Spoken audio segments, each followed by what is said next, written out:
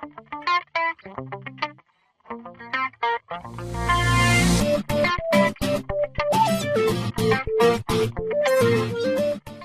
rendering settings. So as you start, by default, I like to work here with different cameras aspects. Well, my favorite one is the 35 millimeters, even though that I set up my default camera to 50 millimeters is the classic one. I got, by the way, my my Canon right here. I film videos and stuff like that with it. It's a 50 millimeter 1.8 lens here with really nice fader ND Mark II to have to control the light without changing the shutter speed. So I don't like to change shutter speed while I'm filming. I just set it to something like 60th of a second or 100th of a second if I do a slow motion film shootings. And you can do exactly the same with your 3D Max. This is the beautiful thing. Everything comes to photorealistic, gets more photorealistically, and the most beautiful thing about it is it works exactly as it works in our real world, right? So I like this aspect ratio because it kind of gives me this this photographic look, this photographic aspect ratio. So even though I set my camera to 50 millimeters, I use this 35 millimeters, 24 and 36 millimeters aspect ratio, and if you're working with those, then you get those default settings right here. So this basically is going to be your rendering test. This might be your like pre-production. This will be like, excuse me, like final production stuff. All right, let's go and check. The frame buffer, of course, need to be enabled. I tick this filter maps. By default it's on. I close it off because I do not want to filter my maps. It just adds rendering time to your images, and it's not really necessary to do so. You can work your textures with subdivisions. You can work your textures. You can add a lot of quality if you add quality to your light. Subdivisions is something that we have general in all the render, light, textures, and the global rendering settings. So your subdivisions will actually work this quality to your render, so you don't have to add even more filtering to this. So this is not really necessary for our purposes. I turn off the default and the hidden lights because I don't really use it. Right now I'm talking about the preview settings. This is how I set up my preview settings, and I'll show you later how to jump from the preview settings to production settings, back and forth. So if you want to see if you're still getting artifacts, if I get somewhere here artifacts, I just put it high, I put it on region setting, on region render, I render this small part and I see if this part gets artifacts. If it doesn't get artifacts with the high quality settings, I can go back to my preview settings and continue working the scene. Alright, and you know, improve and go back and forth from high and low rendering settings, because low render settings can give you a lot of artifacts, can give you like wrong direction, and you will say, oh, I need to fix here something, but actually it's not there. It's just an artifact because your renderings are too low, rendering settings are too low. Okay, so this is for the global switches. Filter maps, you don't need to filter them, and no default and no hidden lights. I also do not use my anti-aliasing. And for the subdivisions, well, basically you can use the adaptive subdivisions. This goes into minus. This will actually speeds up your render, but in my purposes I just leave it on the adaptive DMC, and I tick this on and off if I go in the production renderings, but I will not talk about this right now. I will talk about it when we get, like in a minute, when we get to the high production level. So adaptive DMC 1.4 default, no Vray environment. My exponential is 2.2. I subpixel this because because I want to get like really nice burned pixels into my image, and I tick also affect background because I don't want my windows I want my windows, my glasses and everything to be in the same work together with my background. Okay. Indirect illumination, I got the radiance map. So what I do is I put it into very low, and then I go into custom, and I put here 25 and 25. This you can go higher, like later on, but for your previous settings, this is the default. And hemispheric and interpolation samples 2020. Those basically, I change only these guys here. I go like 50-50, 100-100 when I want to go into production settings. But just for the previous, 2020 will give enough particles, enough subdivision to calculate my render and to see what's going on. As you see here, I've put 1000 into subdivisions. Most of the time I put 500. I've put 1000 because I wanted to show you this trick with the sphere, where the sphere is being rendered, and how I take probes from the sphere. So when you have 500, your Vray, your light cache calculation just runs really fast, and you don't get enough pixels to get a probe from. So put it on 1000, and then you have a longer calculation for the light cache, and it will fill almost the whole image of with the dots that you can take a probe from your sphere. So for the test renders, just make sure you're in 500, no more than that. If you take probes from the sphere, go to 1000. The sample size 0.2, and the screen number of passes is 8. This is, I got like 8 processors in my, so I'm using 8 passes, each pass for each processor. And I take the store direct light and show calculation. Just if I'm not changing, if I got set up my lighting, I put the store direct light. If not, I just turn it off every time that I move illumination, and then with the render I turn it on. Reconstruction parameters. This one's kind of what speed ups your render. I've read in one book, I think it was from Francesco, you shouldn't go beyond like 25 or something like that. I put 50, and I got really nice fast pre-filter for my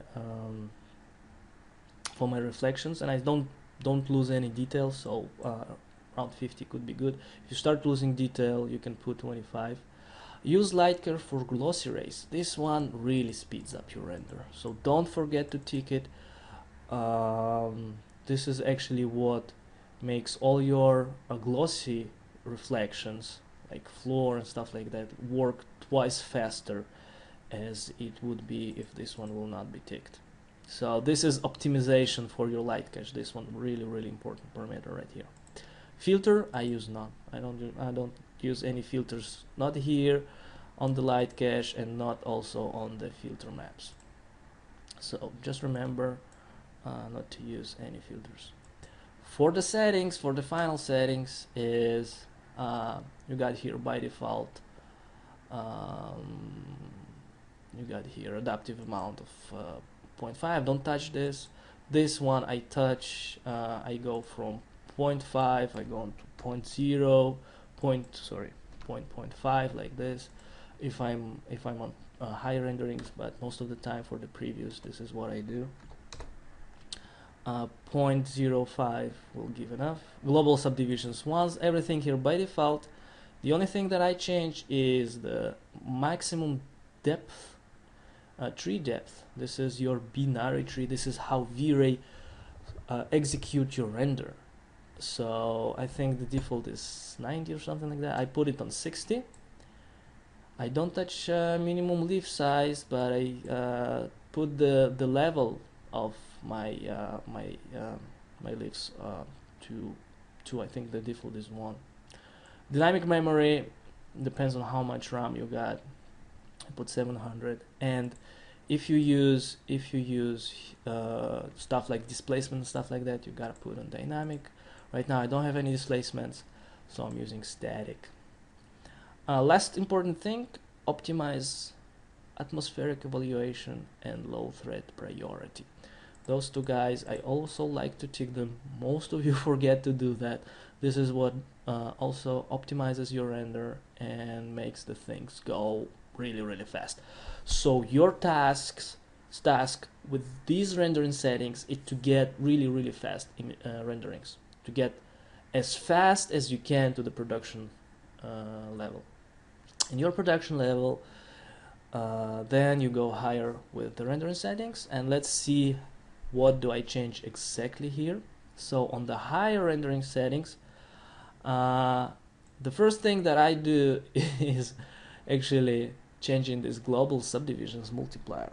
So what it does, it multiplies all your scene subdivisions. If you put here 2, it doubles them. If you put here 3, it triples them. So if you have, for example, I'll take my light here, and in my light I have 20 subdivisions. It's quite a lot, and I put 3. My light, this light subdivision will be 3 times more, so it will be 60. If I have in the texture right here, just let's take some texture, I don't know, let's take this wood. I have 8 and 8. With the 3 here, it will be 24. It will be like 3 times more.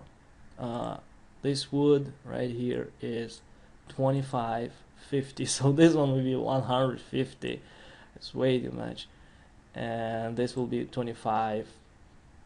3 times. It will be 75.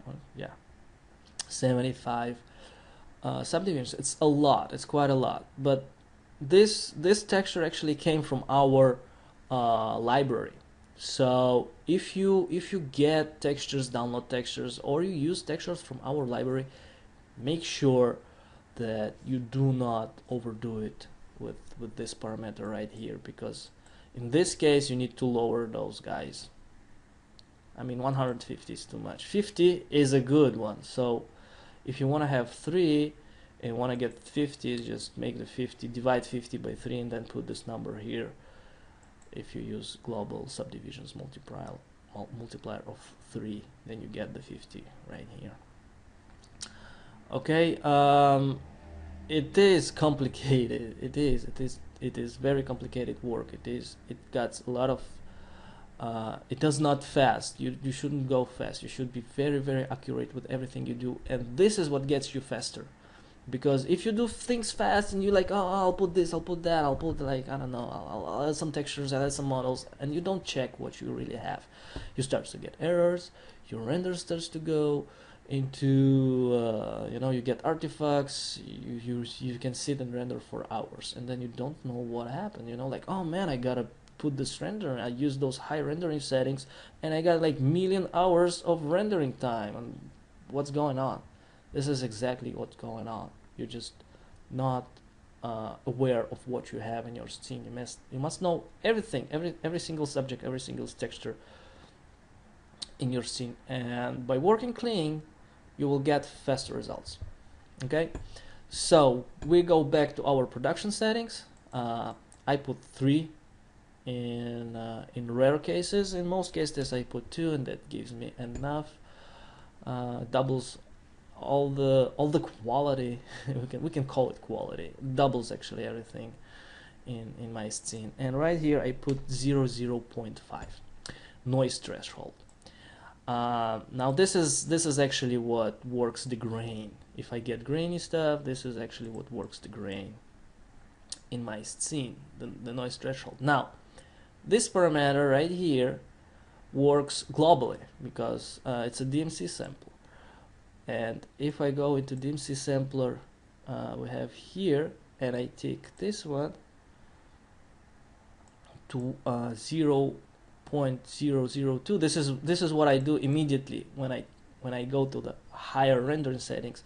I put here, I double my amount, I make higher, I like kind of remove all the noise, 0.005. You can put 0.002, but this will like work on all your image, and you want to make work it on 0.5, a little bit less. But here, when you take this what makes your image sampler, it makes your anti-aliasing, your DMC sampler to work on 0.002. So by removing this, you're saying the DMC sampler works on higher settings, and the global amount is working a little bit on lower settings. So this is a small trick to optimize your render. Just remember that when you go into higher production, put here 0.005 and tick this and put here 0.002, so you will be more specific with your minimum and maximum subdivisions. Of course, Vray sync anti-aliasing. I like this Vray sync filter. There's a bunch of those filters. I've tried them all. I know that Blackman, Mitchell, and Cutmulrom sometimes create a line, a control line. And if you do renderings without any background, and then you put background, you can see this kind of black contour line follow your opacity layer, and you're like, what happened here? So this is your anti-aliasing. If you get sort of defined black lines, you will know that you're not using the correct one. So Vray sync filter is pretty much precise, exact, clean, and doesn't do any of those lines. Area sharpen, cubic, video soften, all of those made for videos. And if you have a motion, you don't supposed to have sharp images. So these Blackman, Mitchell, and Cutmulrom, they actually make image to get this sharpen effect. It's good for stills, but it's not good for rendering sequences like videos and stuff. So those one blurs, and if you use blur filter, like video or something, or soften to make a still image, then your image will look kind of blurry, and you will not have this really exact and accurate sharpen feeling in your images. So my opinion, Vray sync filter can do the job at its best. For now, maybe Vray will come up with something more interesting in the future, but with this one I'm pretty much satisfied. That's it. I don't touch anything here. As I said, I take this one to be more precise, and then I go to my indirect illumination. As I told you, those guys, 25, this trick I learned from my friend Stanislav Orechovs. He's a really talented guy, and this control and threshold and number threshold really makes kind of balance between high quality and fast render. And if I want to get really good quality, I just go 50-50 or 100-100. You can go also 150 if you're rendering like really high quality. Everything depends on the hardware that you got, but if you still get artifacts, just go higher. If you get to 200 and you still get kind of light leaks or light bleeds or something like that. No, light leaks, not the light bleeds. But if you get sort of, weird, different, maybe big blotchy artifacts, you just go here, put it 3, 1. These are actual medium medium settings. You see -3, -1, and then you go into custom and you put back here 25, 25. That's it. And you should get really nice rendering settings. As for light cache, just change this to 1000, and that's it. This is how you go back and forth from high production rendering settings to the low production rendering settings. So I'm right now in the high production. If I want to go low, I just go here, here, delete this, that's it. Go to Vray, close this, go to indirect illumination,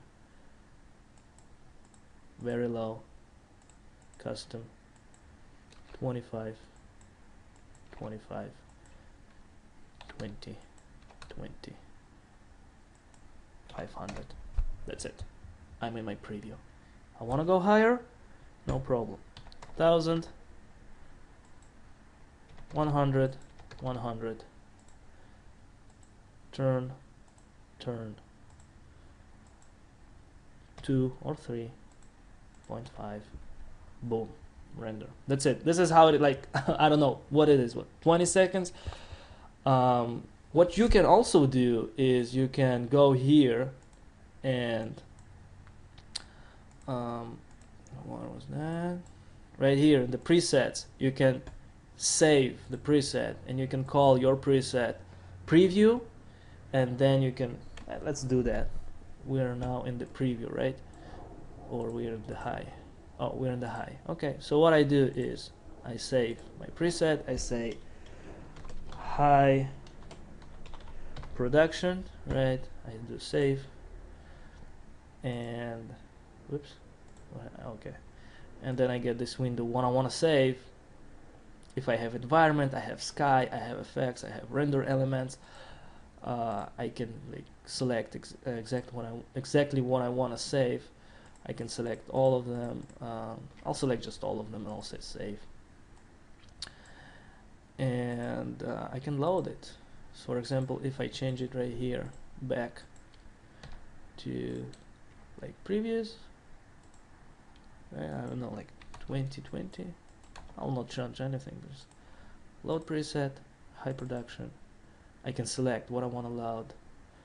I'll load everything, and whoops, what happened?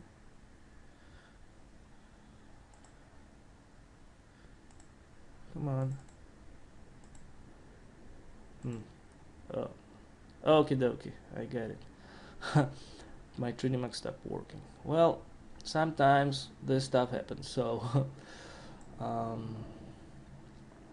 make sure you save your scenes, make sure you work with your auto backup if you didn't save. So this is stuff like this happens. Even though I have a strong computer, I got 3D Max sometimes crashes down. So let's do this. Let's load the preset, high production, load, and voila, I get high production right here. Everything is being set up, 100, 100. You see, same stuff. You can save your low rendering set, like preview settings, and you can just load it back and forth.